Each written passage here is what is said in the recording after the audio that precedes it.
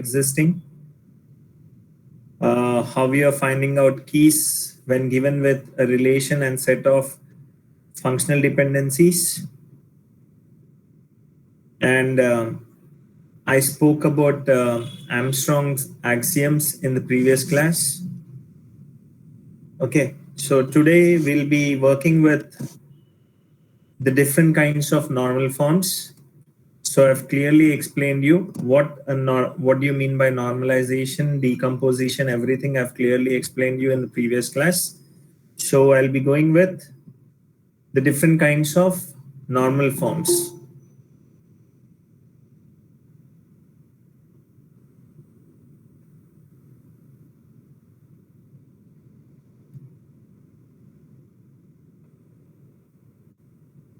Okay.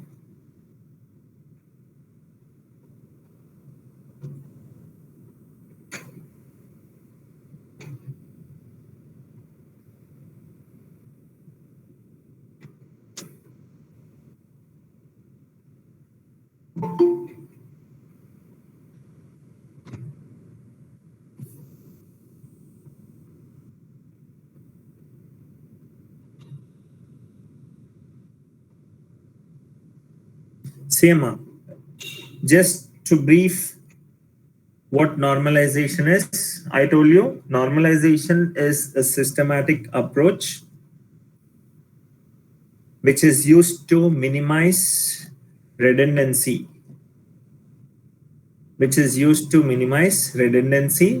by decomposing the tables into multiple tables, or I can say by breaking up of a bigger table into smaller tables. Okay, and it is majorly used to eliminate undesirable characteristics like insertion, updation, and deletion anomalies. Whatever we have studied, what do you mean by insertion? What do you mean by updation? What do you mean by deletion anomalies? That particular thing we are trying to eliminate over here. Now, as I told you, normalization divides a larger table into smaller tables, and the same statement, it is used to reduce redundancy. The most commonly used normal forms are first normal form, which is told as 1NF. Second is second normal form, 2NF. Third normal form is 3NF. And next is Boyce chord normal form. Which is nothing but the fourth one. And after that, we'll be studying briefly what is 4NF, fourth normal form, and what is fifth normal form, 5NF. And usually, whenever you're working in the industry,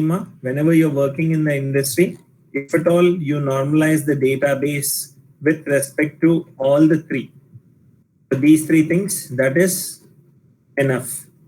Usually we don't go with the other versions. Rarely do we go with 4NF and 5NF. Sometimes we might go with BCNF. So you have to be perfect with 1NF, 2NF, 3NF. But JNTU point of view, again, you have to work with all the other things also. So I'm only talking with industry perspective. 1, 2, 3 normal forms. Okay. And see, it's a step-by-step process, I told you. It is a step-by-step process. So it's like you will be studying 10th, 12th, and BTech. After that, you will be working with something called as MTech, if at all you study. Now, what is the meaning of a step-by-step process would be, once you are done with your 10th class, you can go to 12th. That is nothing but inter. Once you're done with inter, you can go with BTech. Once you're done with BTech, you can go with MTech. So if at all I say a student is presently in BTech, implies he has already completed 10th, he has already completed inter. That is the meaning. Or if at all I say someone is studying MTech MTech implies all the three prior to MTech, which is nothing but 10th, 12th, and BTech have been completed by the student. So why I'm talking about this particular example over here is, if at all a relation capital R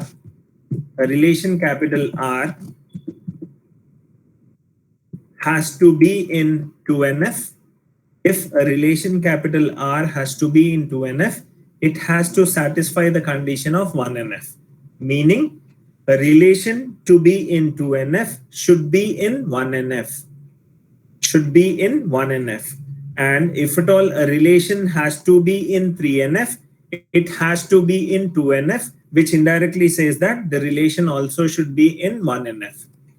So whenever I say a relation has to be in 3NF, it implies it should be in 2NF, and 2NF implies it has to be in 1NF, compulsory. So a relation in 2NF should be in 1NF, a relation in 3NF should be in 2NF, which implies that it should be in 1NF. That is the reason I have taken this small example, which every one of you knows. In order to complete 12, I have to complete 10. In order to complete BTech, I have to complete 12, which indirectly means I should be 10th passed out. So this is the concept, right? Now, next one. Talking about the first normal form. As per the rules or conditions of 1NF, an attribute, which is nothing but a column with respect to a table or a field of a table, cannot hold multiple values. So, according to the definition of 1NF, first normal form, an attribute of a table cannot hold multiple values. It should hold only atomic values. Okay. As per the rule of first normal form, an attribute of a table cannot hold multiple values. So it cannot have multiple values or multi-valued attributes.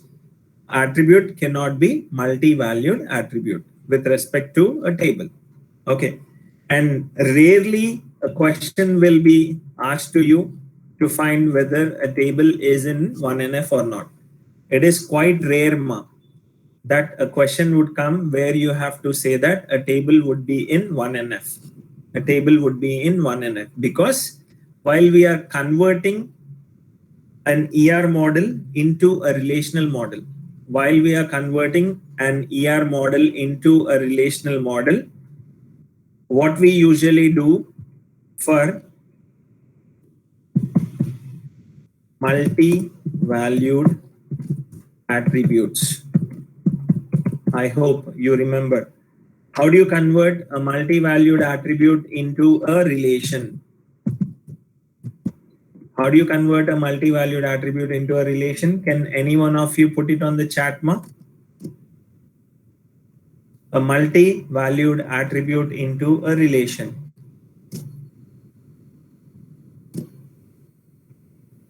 When I was talking about converting an ER model into a relational model, we have covered this.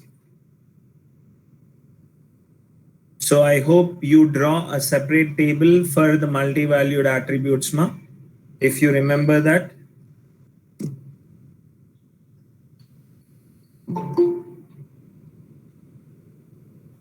Are all of you in the class or no?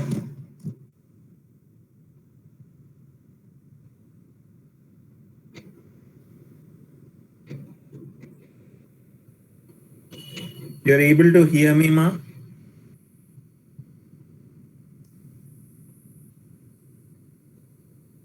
Okay. Okay. So what we usually did was, what are all the multi-valued attributes? We have put them into a separate table, if you remember that, or else just check it once, ma. Okay, if at all you have got the notes with you.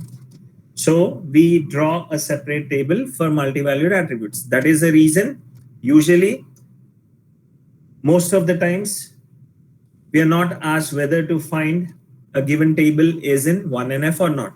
But if at all I am a poor converter of a database design into relational model, then what I have to do is I have to again check whether a given table is in 1NF or not. Okay, for that I'll just take a small example over here, 1NF.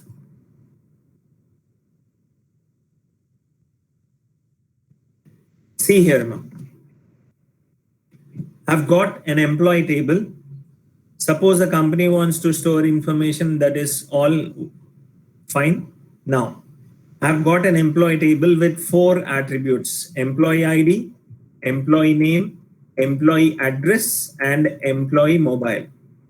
So based on the above 4 attributes, I can say that employee mobile might be multi-valued attribute. I can have more than one mobile number.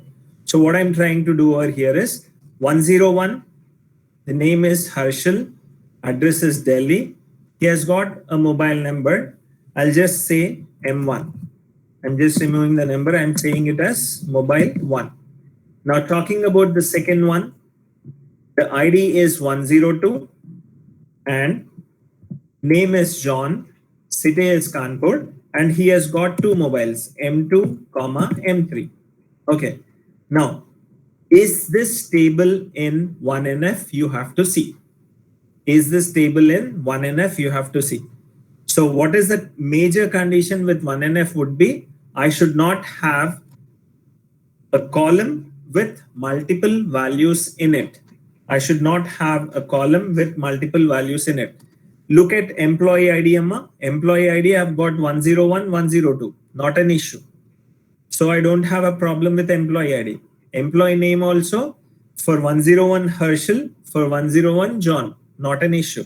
Employee address is again what? For 101 it is New Delhi, 102 it is Kanpur, not an issue. Then talking about employee mobile.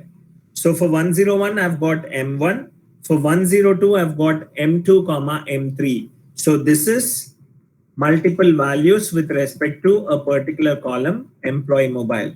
Now this particular column is causing the violation of the table to be in 1NF.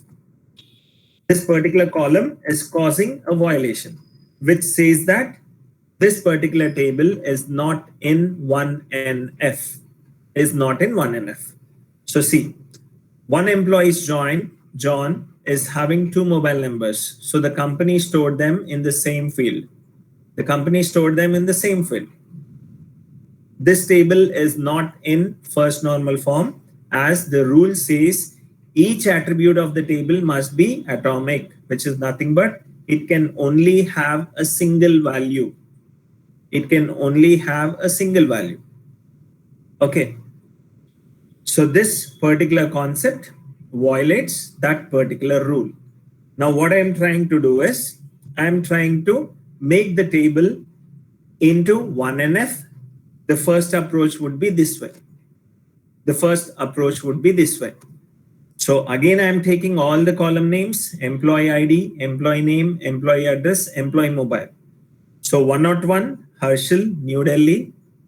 This was mobile 1, according to me. And then here what I'm trying to do is I'm trying to write the mobile numbers in 2 different rows. So now, is there a violation of 1NF over here? No.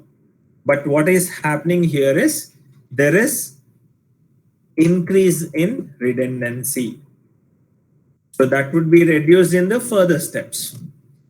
Now what I'm trying to do is I'm trying to satisfy the condition of 1NF. That's it. So this is the first way I can work with 1NF. And I'll work with one more example. Now see, I'm just taking one more example for you.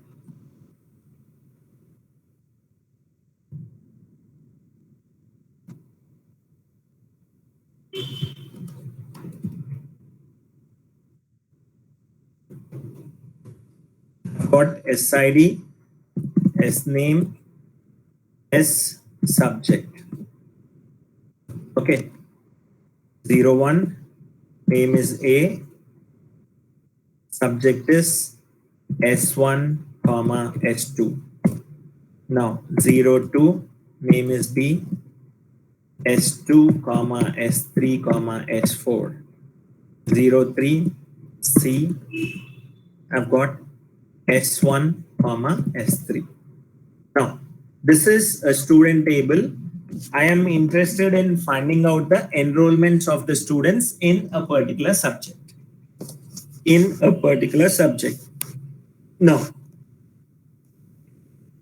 blindly you can say that this particular table is not present in 1NF because S subject is violating the rule of atomicity or atomic values.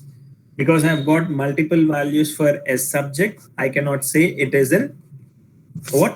1NF. So what I'll do is, now here what I can do is, what is the violation that is being caused? What is the violation that is being caused? I'm putting it into one more table. I'm putting that into one more table. Okay. So see, what I'm trying to do over here is, I'll just put the violation into one more table. I'll call that as R. I'll call that R, followed by SSUB. This is a relation R. And the other things into R1. What are the other things which are not causing the violation? SID, comma, SNAME is not causing any violation. Okay. Now SID, comma, SNAME is not causing any violation. The violation causing attribute is separated. But is there a way I can join R1 with R2? Is there a way I can join R1 with R2? There is no way. I have to go with a Cartesian product over here. So what I do is, I will join one more column, which would be specifying that I can join both the tables. Okay, so if at all I say SNAME can be repeated, SNAME can be repeated because name of 2 or 3 students can be same, but SID of 2 students cannot be same. That is the reason I'm going with SID, comma, SNAME. So my relation R1 is SID, comma, SNAME. My relation R2 is SID, comma, S subject. Now how I am filling this table, try to understand.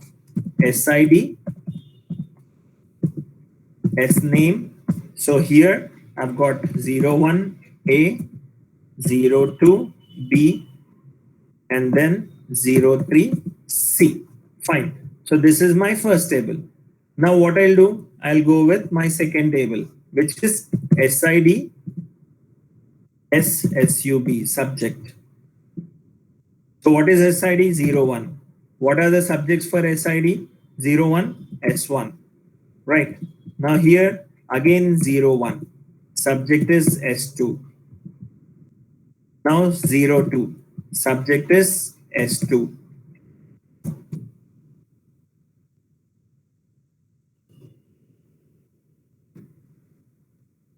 Again I am writing 02. Subject is S3.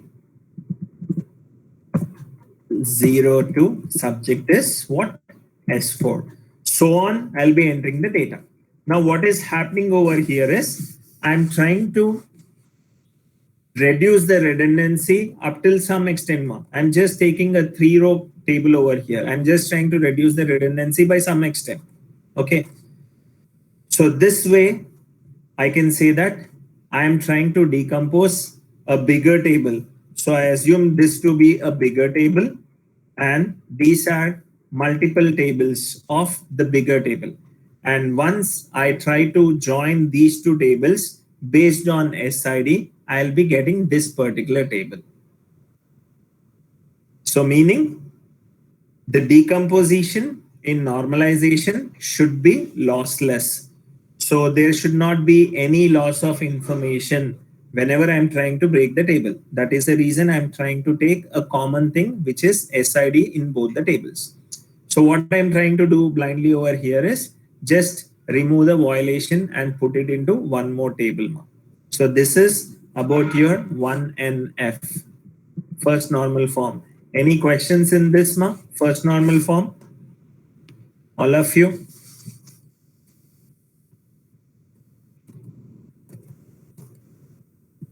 Okay, fine. Now, going with the concept of second normal form. Second normal form.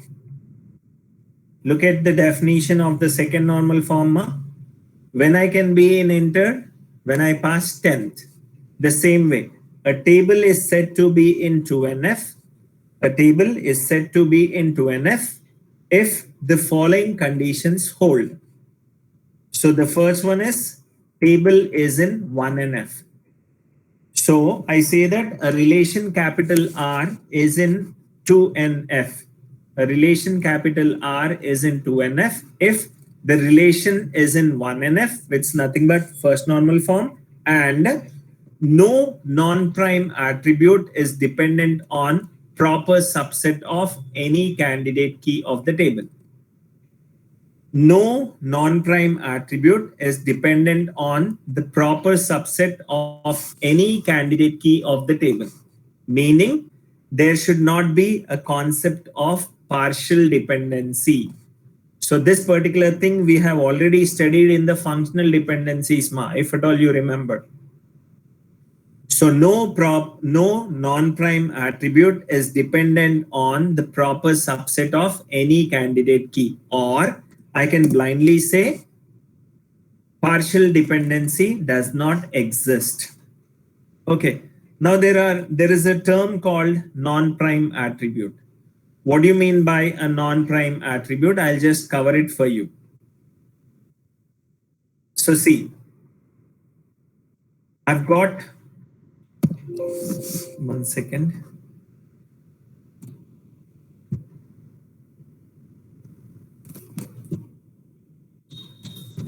I've got a relation R with A, B, C, D as its attributes. I've got a relation capital R with A, B, C, D as its attributes. Now, there are certain dependencies. There is FD1 and FD2 with respect to R. Okay, with respect to R, there is a functional dependency F1, there is a functional dependency FD2, FD1 and FD2.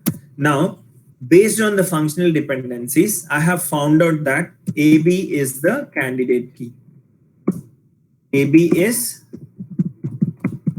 candidate key. Okay, based on the functional dependencies, I have figured out that AB is a candidate key.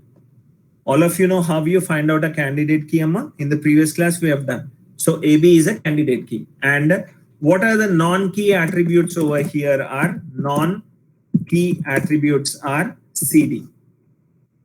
Okay, non-key attributes are CD. Key attributes are AB. So the terminology of DBMS says that AB is a prime attribute. AB is a prime attribute, CD is a non-prime attribute.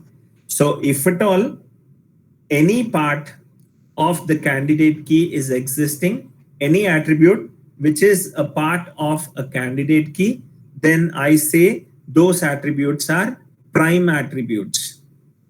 So here AB is a candidate key, hence I can say that AB is a prime attribute. CD are non-prime attributes because they are not part of the candidate key. So if at all C is also a candidate key, I can say that A, B, C are prime attributes. D is non-prime attribute. D is non-prime attribute. Okay.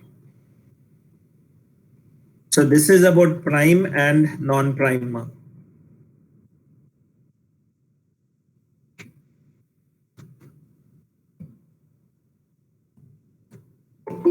Right. So example of 2NF.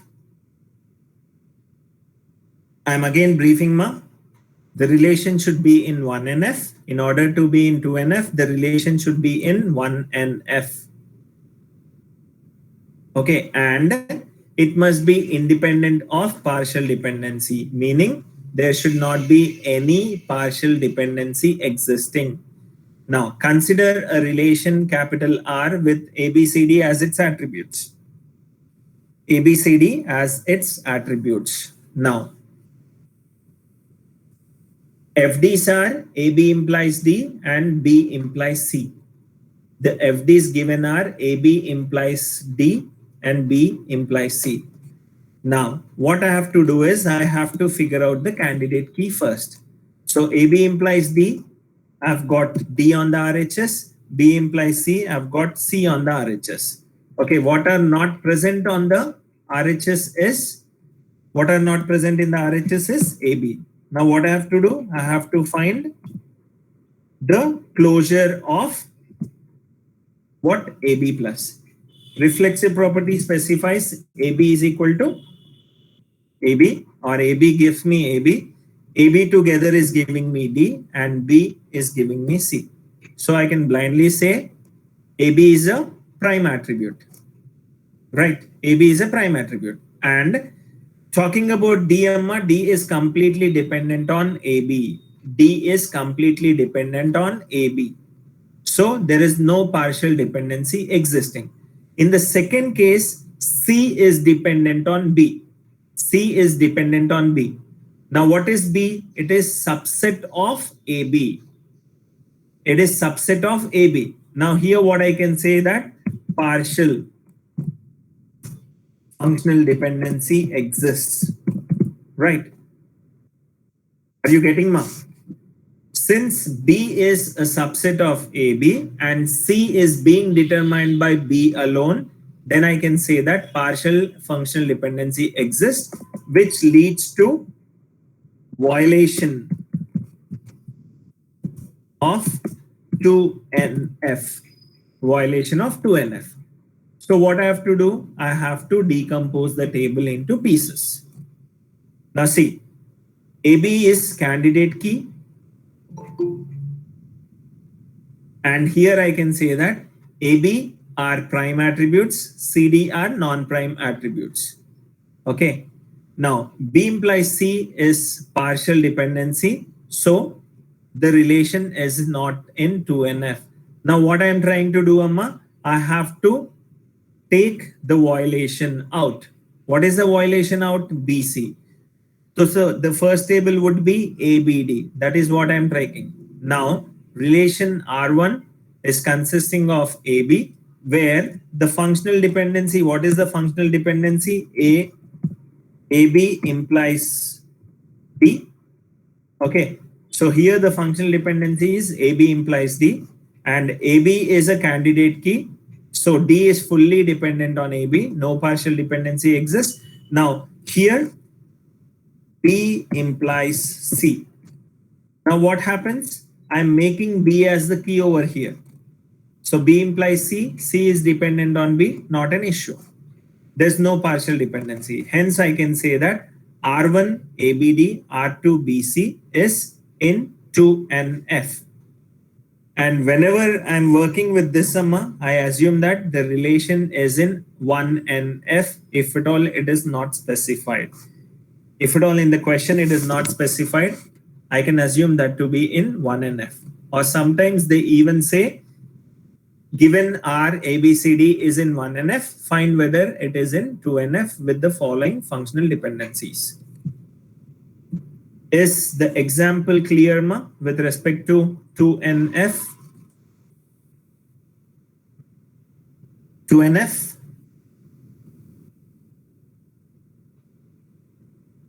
Yes, all of you? The last part. Same, here I've got two functional dependencies. I've got two functional dependencies. Okay, so the first functional dependency is AB implies D, and the second functional dependency is B implies C. So the first job on hand would be figuring out what is the candidate key. Whenever I'm talking about 2NF, 3NF, I have to figure out what is the candidate key. Now, what is the candidate key would be the attributes that are not part of the RHS of the FD would be having high probability of forming a candidate key. Now I've got D and C on the RHS. So what are the things missing is AB. So AB is missing. I have to find AB closure. I have to find AB closure is equal to AB implies AB is what? Reflexive property. Now AB implies D is fine. Now B implies C. I've got a B here. So B implies C is there. So AB is the candidate key. Now since AB is the candidate key, now based on this particular candidate key, I have to check the functional dependencies. Now, what is the first functional dependency, ma? First functional dependency is non-prime attribute D is based on AB, which is a candidate key. So this particular concept is true. No partial dependency exists. So not an issue. Now, second one, B is a subset of AB, which is determining one more attribute called C. So C is partially dependent on the candidate key. C is partially dependent on the candidate key. And this is a violation. This is a violation of the 2NF because there is a concept of partial dependency. There is a concept of partial dependency with respect to the candidate key. Now, what is the violation that should be separated from the original table? What is the violation over here? This particular functional dependency is a violation. So what I'm trying to do is I'm trying to make this as one table. One relation is BC and the other relation would be R1, which is nothing but the things which are valid. What are the valid things? A, B, and D. A, B, D. The things which are valid is A, B, D. Now, is there anything common between R and R1? Yes. What is that? B. So I can join tables R1 and R2 using the concept of B. So this is the way I'm converting a table that is not in 2NF into a table with the properties of 2NF. Is it clear, ma?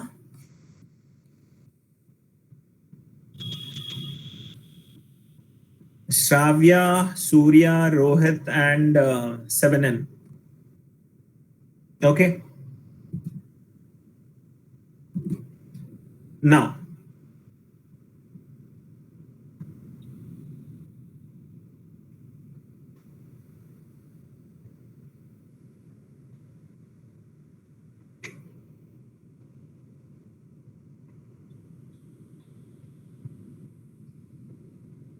take this table, ma.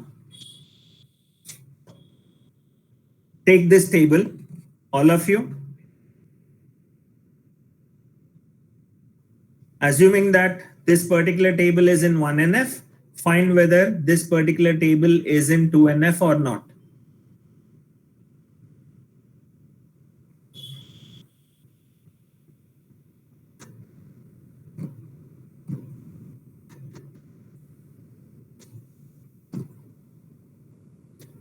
All of you take down this table.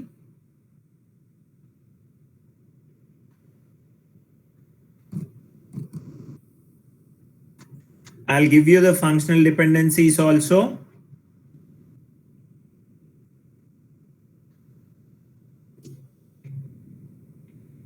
These are the functional dependencies. And this particular diagram is called as your functional dependency chart. This particular diagram is called as your functional dependency chart. Now find whether this particular table is in 2NF. If not in 2NF, then try to break the table into pieces.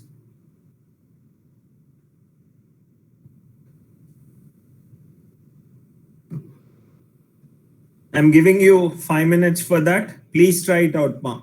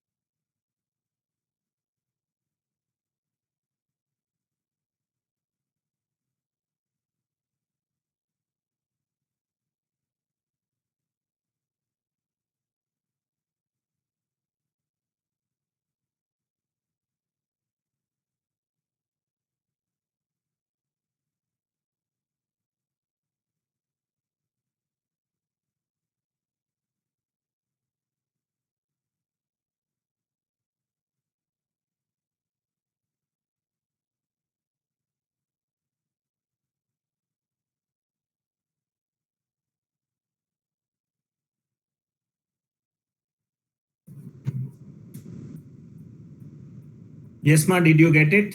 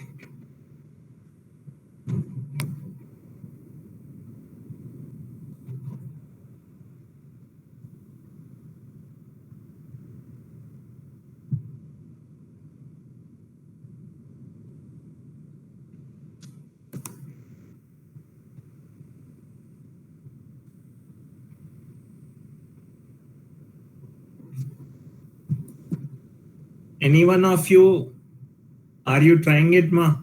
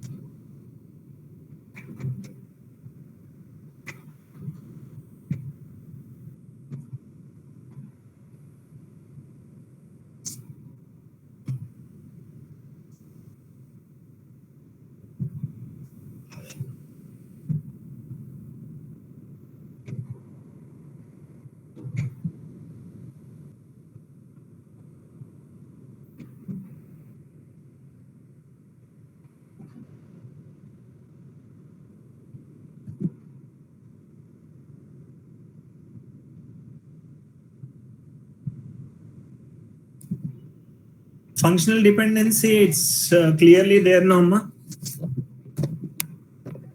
See, roll number plus game are the key attributes.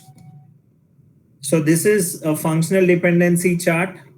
Whatever I've given it over here, Amma, whatever is there in the rectangle is the key attributes. So roll number plus game is the key attribute. And what are the FDs over here is roll number implies name is one FD. Game implies fee is another FD. Roll plus game implies grade is the third FD. Is it clear, Surya?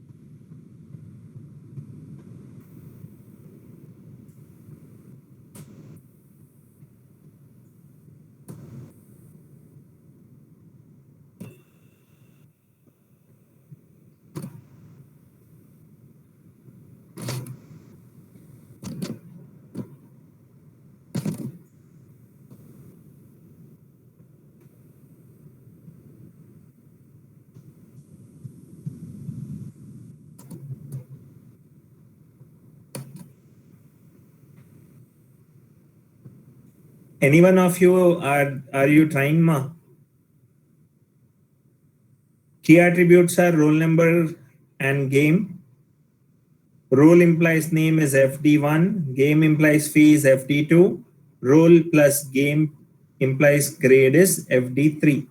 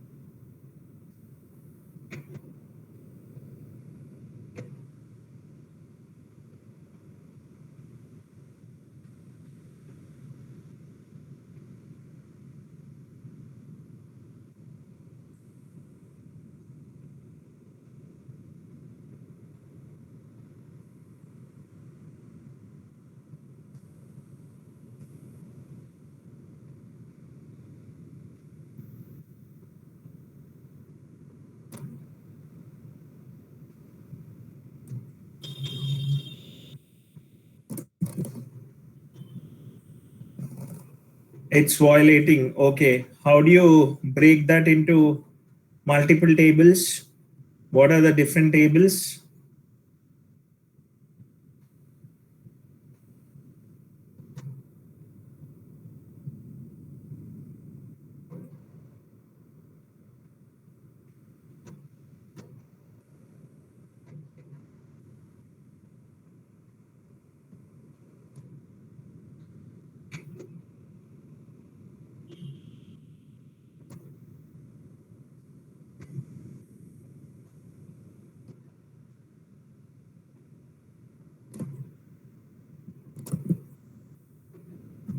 How 1NF is being violated, ma?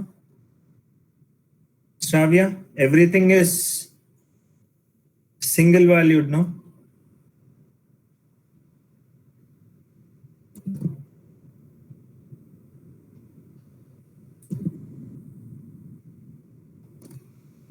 There's no column with multiple values over there.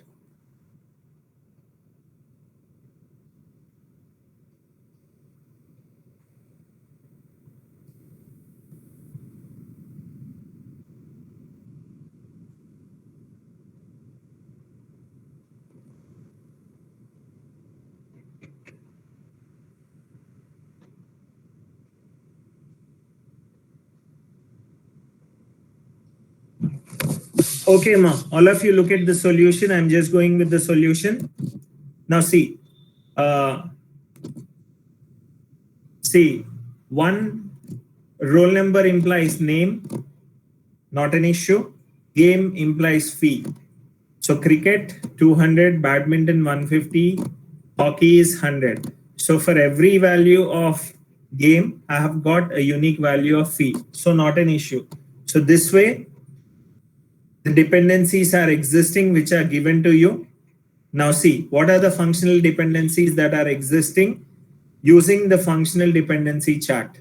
So role, comma game is giving me grade. Role implies name and game implies fee. Now what are not there in the RHS of the functional dependency is role and game. Okay. Role and game is in the RHS. Fine. Role and game is the candidate key. Looking at this particular attribute closure, role comma game closure gives me role comma game. Role comma game gives me grade. Role gives me name of the student. Game gives me fee of the student. So the only candidate that is being present is role comma game. Now what is the violation over here? This particular FD is not violating ma because grade is fully functional dependency on the candidate key.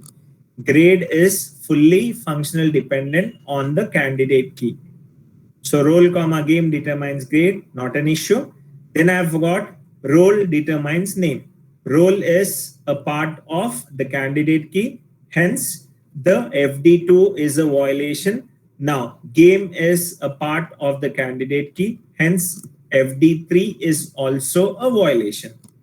Now, what I'm trying to do is I'm trying to convert this into three tables. The first table for the valid thing, the second table for role and name, and the third table for game and fee. So what would be my tables here would be, the tables here would be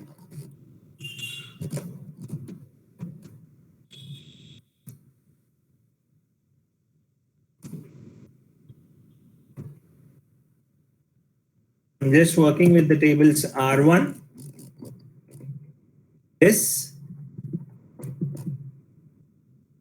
role, name, role followed by game followed by grade.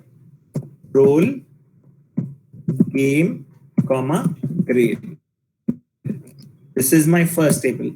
And now the violations. What are the first violation? Roll number, name. So ROLL, comma, name of the student. Followed by R3 is game, comma, fee. Okay, so these are the three tables. Now, what are the FDs that are existing over here? Is role comma game implies grade. Here, role comma game implies grade, not an issue. Okay. Now here, role implies name, not an issue.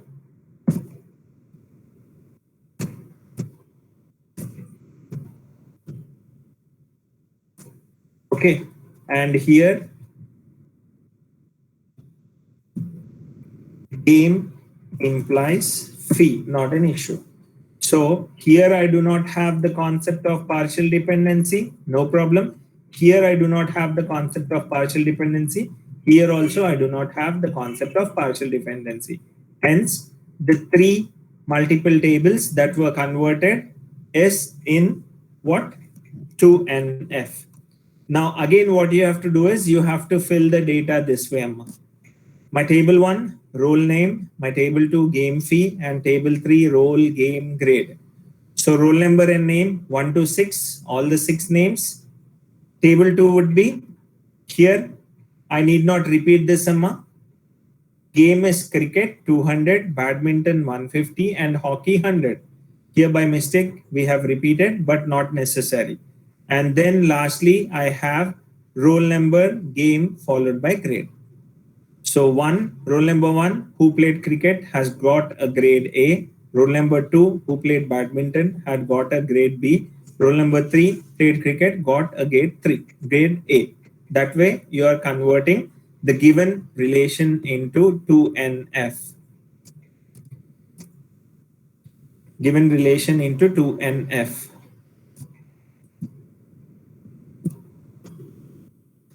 Are there any issues with 2NF, ma? Are there any issues with 2NF? Okay, take one more small example.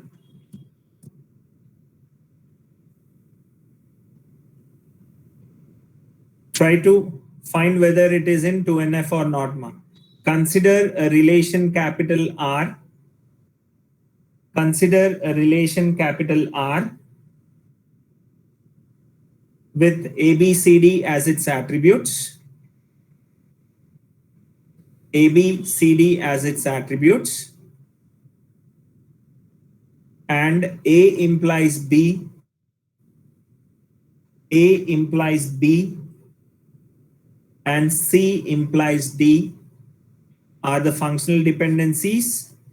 Find whether it is in 2NF or not. Just find whether it is in 2NF or not.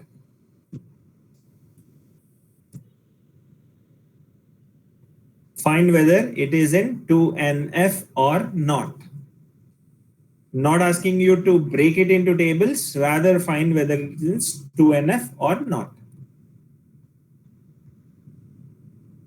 Make it fast, ma.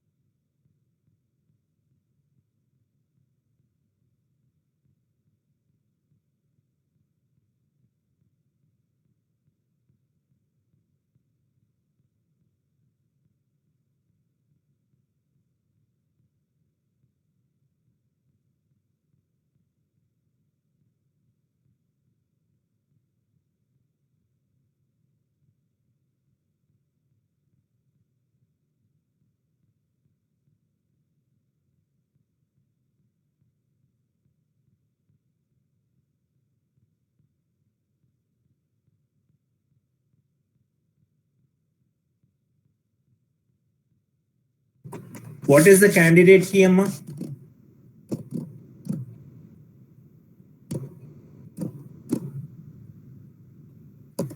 AC is the candidate key. right?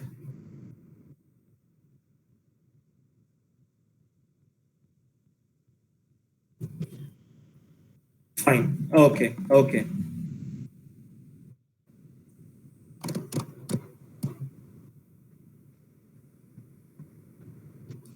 Now, I think 1NF and 2NF both are clear to you, Amma, all of you. I think they are in 2NF. How, Shravya?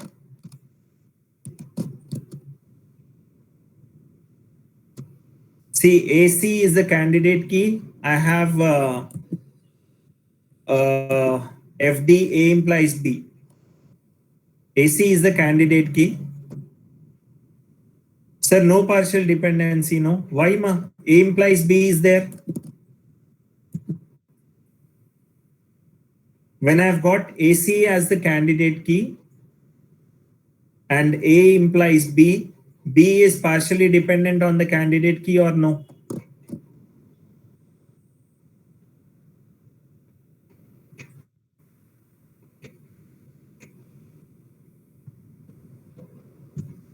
Is it okay?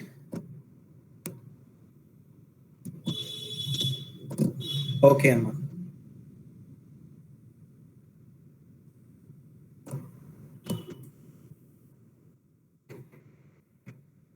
Next, ma. Third normal form. We'll talk about third normal form. A table or a relation is said to be in 3NF if the relation is in 2NF. If the relation is in 2NF and transitive functional dependency of non-prime attribute on any super key should be removed. Or I can blindly say table must be in 2NF and no transitive dependency. The table must be in 2NF and concept of no transitive dependency. So in order to make it brief, see here, 3NF, third normal form. The relation to be in 3NF should be present in 2NF. The relation to be in 3NF should be present in 2NF and no transitive dependency. There should not be any transitive dependency. Okay. There should not be any transitive dependency. Right. Take a more deeper look at the definition. A relation capital R is said to be in 3NF. A relation capital R is said to be in 3NF if it is in 2NF and no non-prime attribute should be transitively dependent on the candidate key. No non-prime attribute should be transitively dependent on the primary key. Or there shouldn't be a case such that a non-prime attribute is determined by another non-prime attribute. Try to understand, ma, this would be a bit confusing for you. So the first definition would be a relation R is said to be in 3NF. A relation R is said to be in 3NF if the relation R is in 2NF, if the relation R is in 2NF and no non-prime attribute should be transitively dependent on the candidate key, meaning transitive dependency should not exist. Transitive dependency should not exist, or there should not be a functional dependency such that a non-prime key attribute is determined by another non-prime key attribute. A non-prime key attribute is determined by another non-prime key attribute. So this is the definition of your third normal form. Okay. So examples on 3NF, I'll be telling you in the next class. Now, any questions in today's class, ma? What is 1NF? Example of 1NF. What is 2NF? Example of 2NF, and the definition of 3NF. So I hope it's clear for everyone. If at all you have any questions, you can raise your questions, Ma. Okay, right. I will start a quiz for the next 15 minutes, Ma.